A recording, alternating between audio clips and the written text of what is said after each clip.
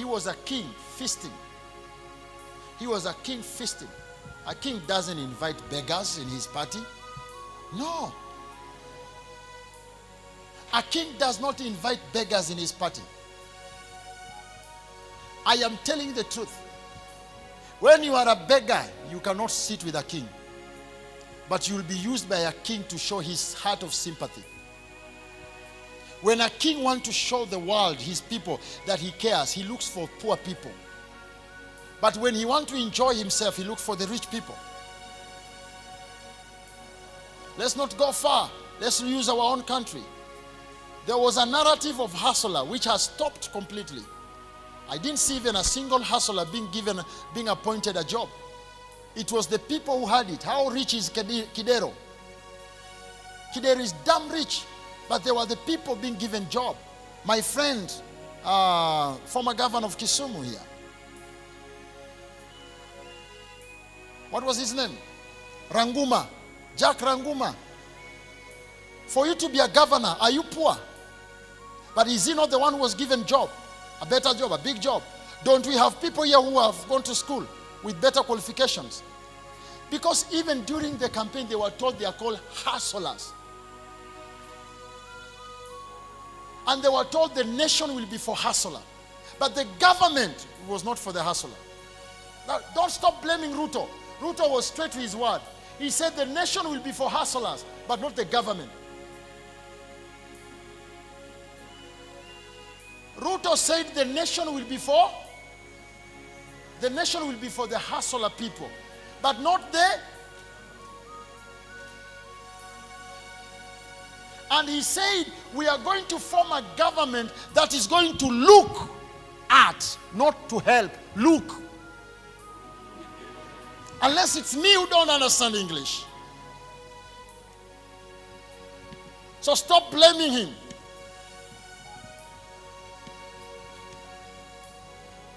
And indeed, they are looking at us.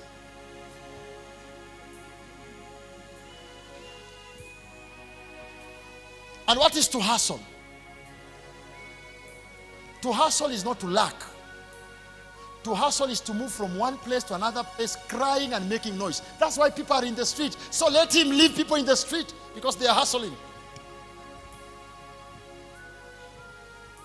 Because in the agreement, we never agreed anywhere. He will beat them with tear gas and bullets. No, let people hustle. So let them break the roads, remove the rails, remove the airplane, because we are hustling. And let this thing continue for 5 years. Then after 5 years, we see if there will be Kenya. I'm telling you, what a rascal not chew, a hungry man can swallow it. And that's what this country is becoming. And I want to speak as a prophet to Ruto. A hungry nation is a disaster. A nation where people are sleeping hungry, where men are sleeping hungry, where women are sleeping hungry. When they eat the last piece of their belt, they will come for your head. Right now, Ruto still has some little piece, because we still have some belt, leather belt. We are still cutting small, and we boil, and we take the soup, and we eat it. But when we shall come to the end of our belt, leather belt, and we have nothing to eat, and women are not pregnant anywhere, they cannot conceive because they don't have the energy to conceive, because they are hungry, they don't have children to eat. Ruto, go and read the Bible. It was until the king realized he had remained with only 2 horses. 2 horses. He said, this is beyond my strength. Let me find the prophet of God. And that's when he went for Elisha. And Elisha told him, don't worry, I was waiting for you. Now you have come to an end. Tomorrow, time like now, there will be plenty of food. And there was a Kierere. So I don't know who is the Kierere man in Ruto's camp. I don't know whether it is Sudi, Moses Kuria, Sijui Chungwa. I don't know who is the Kierere. They know themselves. Told the prophet, that cannot happen. And the prophet told him, by eyes you shall see, but by mouth you shall not taste. Because I'm not your age to compete with.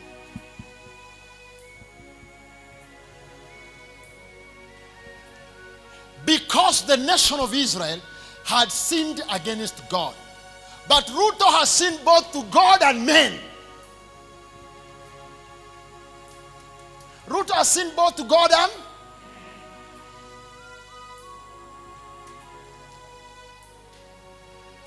And I'm speaking openly because my work is to speak. And all the people who are in the camp of Ruto, it's just a matter of time. And behold, I saw a ball full of fire burning. Then God told me, I'm about to serve them. And I asked God, who? And God showed me Chebukati. I saw a lot, I don't know their names. But if you show me the picture, I'll tell you this one, this one, this one, this one. The brain tumors and the tongue tumor is just the beginning.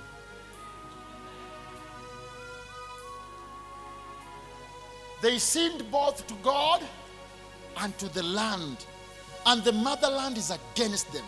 And let those who want to say I'm a political pastor say. Because the answer is just simple and one. Even God is asking, Ruto Samoi, prove to me that my people chose you.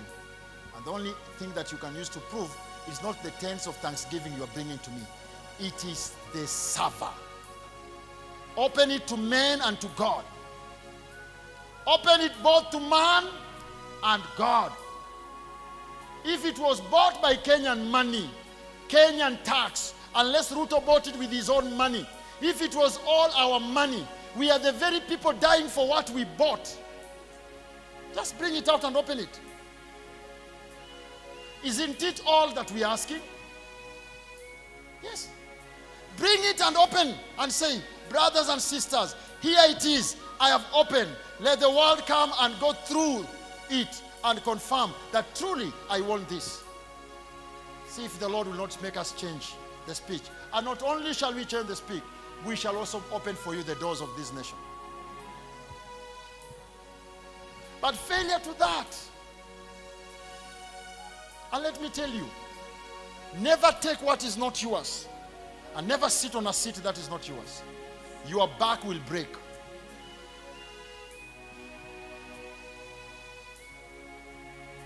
But the more worse, it's now the innocent people who are dying.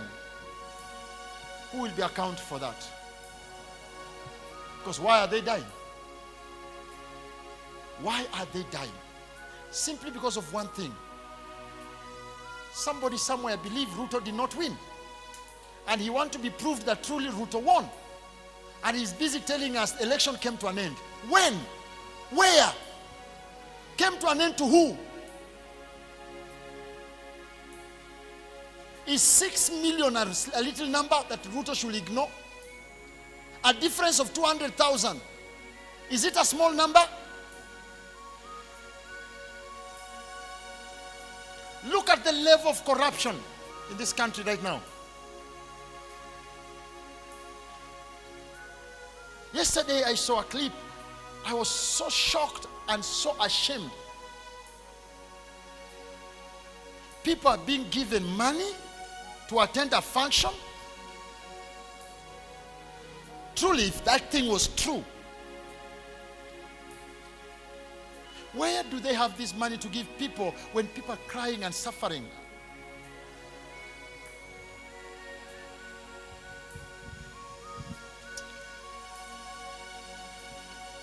God is the architecture. The servant of God is the engineer. There was a hand that wrote many, many tekel peresh. Could anyone interpret it? The king was feasting with his great men. People who sit next to the king are intellectual people, well-trained, well-learned people. But they couldn't interpret that. And the king had to find out who can. And he was told, among your servants, there is one called Daniel. He has the Spirit of God upon him. He can tell the meaning of the writings. And so Daniel was brought into the picture. When Daniel was brought into the picture, he looked into the picture and said, that is simple. It simply means the Lord has looked at you and he has put you on a measuring scale. And he has found you less of his expectation. And so this kingdom is too big to be given to one person. It has been divided to two people, the Medes and the Persian. Not tomorrow, but now. And the Bible says, and immediately Daniel finished the translation. What happened? The enemies entered and splitted the king's stomach into two. And his intestine folded on the floor.